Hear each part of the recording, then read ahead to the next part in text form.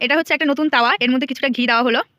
এবার এর মধ্যে মাখানো চালের গুঁড়ি ঘিয়ের ওপর ভালো করে লেপে দেওয়া হচ্ছে।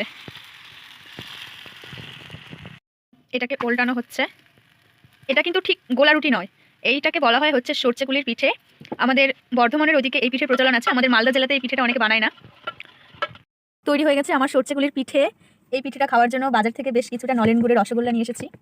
তো এটা দিয়েই চলো টেস্ট করা যাক যে কেমন লাগে। আমার কাছে তো এই জিনিসটা প্রথম। খেতে ভালো লাগছে, সিরিয়াসলি খেতে খুব ভালো লাগছে। এই যে পিঠেটা, এটা বানানো হয়েছে চালের গুঁড়িকে জলের সঙ্গে ভালো করে মিক্সড করে কিছুটা পরিমাণে লবণ দিয়ে একটু ফেটিয়ে নেওয়া হচ্ছে অনেকক্ষণ ধরে। তারপরে তো কীভাবে বানালাম সেই প্রসেসটা তো তোমাদের সঙ্গে শেয়ার করলামই।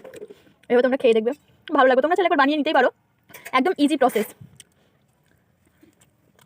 আর এই শীতকাল মানেই তো নলেন গুড়ের রসগোল্লা। রসগোল্লা ছাড়া শীতকাল একদম পুরো অসমাপ্ত হয়ে থাকে। ভীষণ টেস্ট, খুব ভালো লাগছে খেতে।